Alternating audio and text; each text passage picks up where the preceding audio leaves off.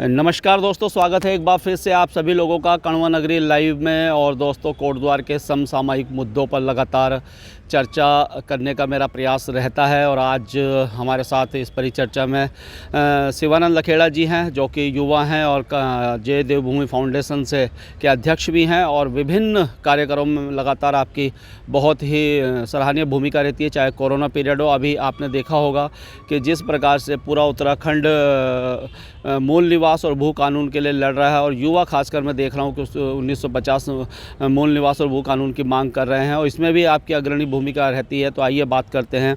और लगातार कोटद्वार पे ही परिचर्चा मेरी रहती है। तो स्वागत है शिवानंद जी, कैसे हैं आप? बहुत बहुत धन्यवाद आपका, सब बढ़िया। तो क्या चल रहा है? अगर कोटद्वार की बात करें तो अभी लोकसभा के चुनाव भी बिल्कुल नज़दीक हैं, तो क्या लग रहा है, क्या सिचुएशन है अभी कोटद्वार में, किस प्रकार से काम हो रहे हैं? अभी तो एक पुल का भी उद्घाटन हो गया, शिलान्यास हो गया है, भूमि पूजन हुआ है उसका, जो यहाँ के विधायक हैं। तो क्या कहेंगे इस पूरे संदर्भ में आप? भाई साहब, जहाँ तक भूमि पूजन का सवाल है, अगर पुल का भूमि पूजन हुआ है तो वो कोई नया पुल तो बन नहीं रहा है। भूमि पूजन और शिलान्यास तो तब समझ में आता है कि अगर आप किसी नई जगह में कोई नया पुल आप बना रहे हो, तो ये तो पुराना पुल है। और कहीं ना कहीं जो पुल है, पुल टूटा भी आप ही की गलतियों से। भाई चाहे अभी का कार्यकाल कहें बीजेपी का, या इससे पहले जब हरक सिंह रावत जी विधायक थे उस समय का कार्यकाल कहें, तो अवैध खनन की भेंट ये पुल चढ़ा है। और ये पूरा कोटद्वार इस चीज़ को जानता है। तो यहाँ पर तो सबसे पहले तो जो खननकारी थे या जो वो अधिकारी थे जिनके संरक्षण में ये अवैध खनन हुआ था, और इतना बड़ा पुल जो टूटा, और उसकी वजह से एक युवा भी उसकी चपेट में आया था जिसकी मौत हो गई थी।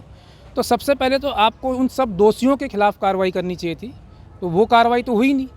और ऊपर से 26 करोड़ का भार, क्योंकि वो बोझ कहीं ना कहीं जनता की जेब से जाना है, जनता पे वो बोझ पड़ना है। जो भी बताया गया है कि 26 करोड़ के लगभग उस पुल के लिए जो पैसा भी आया है, तो ये ऐसा तो है नहीं कि नेताओं ने अपनी जेब से भरा होगा या आपने उन अवैध खननकारियों से वसूला होगा। पहले तो आपको जुर्माने के तौर पे भाई जिन्होंने ये पुल गिराया है उनसे वसूलना चाहिए था। और यहाँ पर आप अपनी कमियों को छुपाने के लिए आप इसको अपनी उपलब्धि बना रहे हैं कि भूमि पूजन और शिलान्यास। भाई अगर आपका पुराना घर है, आपके उसमें कोई दरार आ गई है, कोई लीकेज हो गई है, तो आप क्या भूमि पूजन करेंगे अपने घर का? आप उसको चुपचाप रिपेयरिंग करवाएंगे ना। और यहाँ पर तो टूटा भी आप ही की गलतियों से, अवैध खनन आप ही के कार्यकाल में हुआ है। तो भूमि पूजन और शिलान्यास का तो कोई औचित्य यहाँ पर बनता नहीं है। तो ये तो आप अपने विधायिका से और जनता से ये सवाल, जनता को भी सवाल करना चाहिए कि भूमि पूजन और शिलान्यास का क्या मतलब है। ये तो कोई नया पुल थोड़ी आप बना रहे हो। अच्छा, अभी लोकसभा के चुनाव हैं और बड़ी तैयारियां भी चल रही है। आप देख ही रहे हैं कि नित्य नए कार्यक्रम भी हो रहे हैं, और हमारी जो विधानसभा अध्यक्ष भी है इस पीरियड में यहीं पर ही हैं। तो लोकसभा में जो सांसद थे हमारे तीरथ सिंह रावत जी, उनको कैसे देख रहे हैं? आपको कैसा काम किया उन्होंने? देखिए, मैं तो ये कहता हूँ कि अगर तीरथ सिंह जी ने बहुत अच्छा कार्य किया है, अगर इन 5 सालों में अगर किया है, तो जो कि बीजेपी कहती है कि 5 सालों में बहुत अच्छा काम हुआ है पौड़ी क्षेत्र में, तो इतना विलम्ब क्यों हो रहा है उनको टिकट देने में? उनको फटाफट से आप टिकट दे दीजिए, क्योंकि भाई अगर जनता भी देख रही है कि काम बहुत अच्छा किया है सांसद जी ने। तो मैं तो कहूँगा कि जनता को भी जो है कि मांग करनी चाहिए कि दोबारा से सांसद जी को आप टिकट दीजिए। क्योंकि आपकी नज़र में क्या लग रहा है, किस प्रकार से काम हुए हैं तीरथ सिंह रावत जी द्वारा? ऐसा काम करने की ज़रूरत ही नहीं है। सेंट्रल में काम हो रहा है ना, मोदी है तो मुमकिन है, तो मोदी कर रहा है काम बस। तो यहाँ पे काम करने की ज़रूरत नहीं है। हम टीवी में क्या देख रहे हैं? हम टीवी में देख रहे हैं कि फलाने प्रदेश में एक्सप्रेसवे बन रहा है, फलानी जगह ये लॉन्च हो गया, फलानी जगह वो चीज़ हो गई। अब वो अलग बात है कि हमारे यहाँ चिल्लर खाल मोटर ढांग जो अपना मार्ग है, सॉरी ये चिल्लर खाल वाला, अब ये लाल ढांग वाला, अब ये नहीं बन रहा है। अब हो सकता है कि वो इसलिए नहीं बन रहा होगा कि वो भारत पाकिस्तान के बॉर्डर पे है या क्या चीज़ है।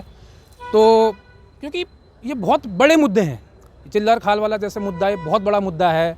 अब जैसे आपका ये बचपन से सुनते हुए आ रहे हम, सैनिक स्कूल वाला, सेंट्रल स्कूल वाला, या जो इसके अलावा आपका मेडिकल कॉलेज वाला, तो ये दरअसल में ये अभी बहुत बड़े मुद्दे हैं। तो ये मुद्दे हमारे तब सॉल्व होंगे जब ये संयुक्त राष्ट्र में जाएंगे।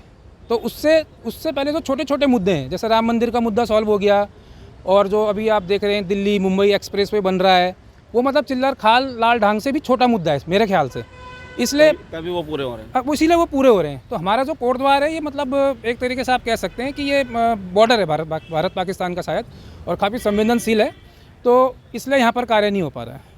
अच्छा, अभी एक यहाँ पर रेल का भी जो पूरा जो जीर्णोद्धार कार्यक्रम है हुआ है, आपने देखा होगा, उसकी भी बहुत बड़ा प्रधानमंत्री नरेंद्र मोदी ने उस दिन जो है हज़ारों 500 कुछ रेलवे स्टेशनों को जो छोटे रेलवे स्टेशन उनका जीर्णोद्धार किया है। तो इसको कैसे देख रहे हैं? नहीं, मैं आपसे वही कह रहा हूँ कि सेंट्रल में जो कार्य हो रहा है, सेंट्रल में जो कार्य हो रहा है हम उसी कार्य को देख रहे हैं। सिर्फ कोटद्वार के स्टेशन का नहीं हो रहा है रिनोवेशन, 500 कुछ स्टेशन आप बता रहे हैं, तो पूरे सेंट्रल में हो रहा है। अभी जैसे कुछ दिन पहले मुझे एक ने बोला कि यार हमारी जो विधायिका आई है तो कोटद्वार में 2 नई ट्रेनें चली। तो मैंने उससे एक सवाल किया, मैंने कहा विधायक के आने के बाद 2 नई ट्रेन चली? कह रहा हाँ जी। मैंने कहा पहले कितनी चलती थी? कह रहा 2। मैंने कहा टोटल कितनी हो गई? कह रहा 4। मैंने कहा चलती कितनी वर्तमान में? कह रहा 2।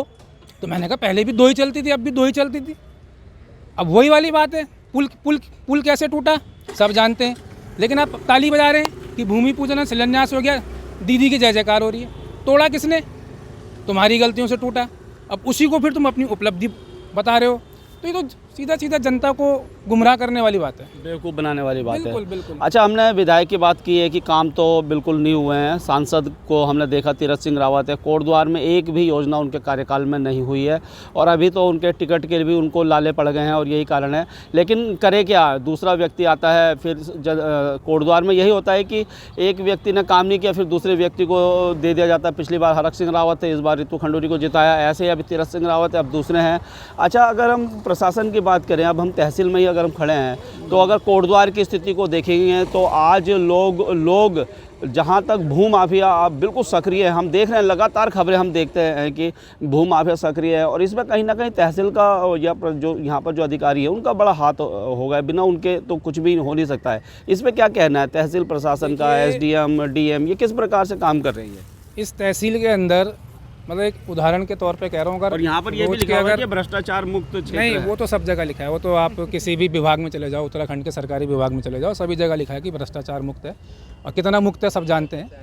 लेकिन अगर इस तहसील के अंदर रोज़ के अगर 500 लोग आ रहे हैं सपोज़, तो उसमें से आप ये मान के चलिए कि 400 लोग पीड़ित हैं उसी चीज़ से कि मेरे को फलाने प्रॉपर्टी डीलर ने वहाँ पर ज़मीन दिलाई, भाई साहब अब दाखिल खारिज नहीं हो रहा, मुझे कब्जा नहीं मिल रहा, वहाँ पर किसी और ने कब्जा कर दिया, या कहीं ऐसे बेचारे गरीब किसान हैं जो कह रहे हैं कि भाई साहब मेरी वहाँ पर ज़मीन थी, वो भू माफिया ने कब्जा ली।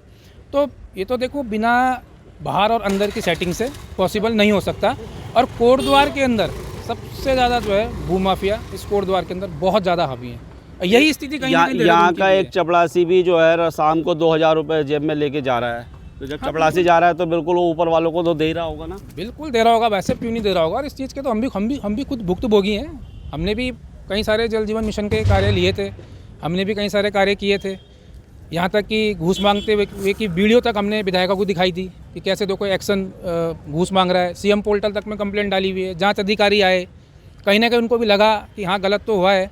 लेकिन क्या करें, जब प्रदेश का जो मुखिया है, जो मुख्यमंत्री है, जब हारे हुए को तुमने मुख्यमंत्री बनाया, जिसको जनता ने नकार दिया था, संविधान का अपमान तो उसी दिन हो गया था कि जिसको जनता ने नकार दिया था उसको आपने दोबारा से मुख्यमंत्री बनाया है। तो कहीं ना कहीं वो भी जो अपने निर्णय लेने में सक्षम नहीं है मुख्यमंत्री, वो भी जो है कहीं ना कहीं वो जो सेंट्रल में जो चाबी है वो उसके हिसाब से चल रहा है। ये अगर आप दूसरी तरफ उत्तर प्रदेश में आप चले जाएँ तो उत्तर प्रदेश में आप देखिए कि लॉ एंड ऑर्डर कितना अच्छा हो चुका है। आप अगर जैसे आप ये भूमाफिया की आप बात कर रहे हैं, कब्जे की आप बात कर रहे हैं, तो आप यूपी में जाइए। यूपी में जो एक नया जो नियम बना है कि हर महीने जो है DM या SP लेवल के जो अधिकारी हैं वो ज़िले में या एक तहसील में जाएंगे, वहाँ पे उनकी शिकायतें सुनेंगे और वहीं पर ऑन द स्पॉट उसका निस्तारण करने का पूरा प्रयास करेंगे। तो योगी जी ने तो वहाँ पर कार्य किया है। देखिए यहाँ पर लोग कहते हैं यार कि आप किस पार्टी को सपोर्ट करते हो। हम किसी पार्टी को सपोर्ट नहीं करते, हम इंसान को सपोर्ट करते हैं, हम इंसान की विचारधारा को सपोर्ट करते हैं।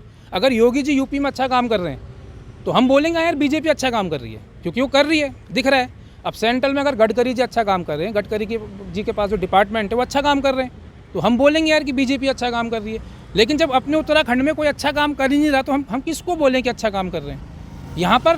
यहाँ पर लोगों ने एक मानसिकता बना ली है बीजेपी कांग्रेस। मैं कह रहा हूँ पार्टी विचारधारा से हटके जिस व्यक्ति को आपने चुना है, मुझे तो ऐसा लग रहा है ये कोटद्वार जो है पूरे दलालों का शहर हो चुका है। बिल्कुल दलाली चल रही है भाई साहब। हो क्या रहा है यहाँ पे, आप देखिए ना। अभी भू कानून मूल निवास की जो रैली निकली थी, लगभग उसमें 2-2.5 हज़ार लोग शामिल थे, लेकिन कोटद्वार की महिला मातृशक्ति, जिनका कि मतलब कितना बड़ा योगदान रहा है उत्तराखंड बनाने के टाइम पे भी, लेकिन वो मातृशक्ति मुझे कहीं दिखाई नहीं दी। अगर उनको बोल दिया जाए कि भाई अभी कोई विधायक का यहाँ पर प्रोग्राम है, कोई सांसद का यहाँ पर प्रोग्राम है, कोई लाभार्थी योजना है। कोई लाभार्थी योजना है, ढोलक चिमटे आपको मिलने हैं। हकीकत बता रहा हूँ मैं, 10,000 रुपये आपको कीर्तन मंडलियों को मिलने हैं। तो ऐसी लाइन लग जाती है, इतनी भीड़ हो जाती है। और घर घर में आप देख रहे होंगे कि पद बटे हुए हैं, घर घर में, हर घर से एक नेता है। आप ये तो स्पष्ट है कोटद्वार के अंदर। लेकिन जब अपने मूल अधिकारों की बात आ रही है, जब अपने ही मूल अधिकारों के लिए लोग आगे नहीं आ पा रहे हैं, कई महिलाओं का कहना है कि भाई ये तो जो है कि हमारी मजबूरी है, हम पार्टी से बंधे हैं, हम नहीं आ सकते। अरे जब तुम अपने मूल अधिकारों के लिए, अपने बच्चों के भविष्य के लिए तुम आगे नहीं आ सकते, वो मूल निवास किसके लिए, वो भू कानून किसके लिए, आप ही के बच्चों के लिए ना, आने वाली पीढ़ी के लिए। वो जब उसके लिए ही आप आगे नहीं आ पा रहे हैं, आप कह रहे हैं कि आप पार्टी से बंधे हुए हैं, तो भाई ये तो फिर कहीं ना कहीं सीधा सीधा जो है मानसिक गुलामी को दर्शाता है, जो कि नहीं होना चाहिए। और यही मानसिक गुलामी जो है कल के दिन आपके बच्चे के भविष्य को अंधकार में डालेगी।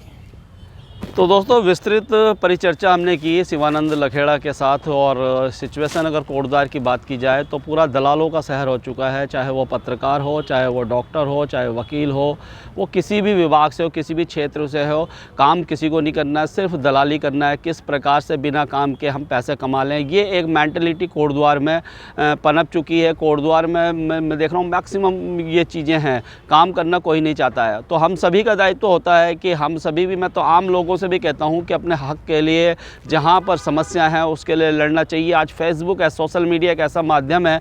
अभी इतने दिनों तक वो पुल क्षतिग्रस्त रहा, मुझे कभी भी एक ऐसा सोशल मीडिया के माध्यम से व्यक्तियों के ये नहीं रहा कि यार ये पुल है, मेरा बच्चा स्कूल जाता है। अच्छा, अब हर कोई व्यक्ति एक एक पोस्ट तो डाल सकता है ना कि आज मैं उधर गया था। ये जैसे हम बर्थडे की डालते हैं, विवाह समारोह की डालते हैं, जब हम कभी घूमने जाते हैं वो डालते हैं। तो इस प्रकार से समस्याओं पर एक पोस्ट डाल सकते हो, सिर्फ इतना लिख सकते हो कि यार इस पर काम होना चाहिए। तो दोस्तों, हम तो लगातार चर्चा करते ही रहेंगे और कभी ना कभी कहते हैं ना, कभी तो लहर आएगी शायद।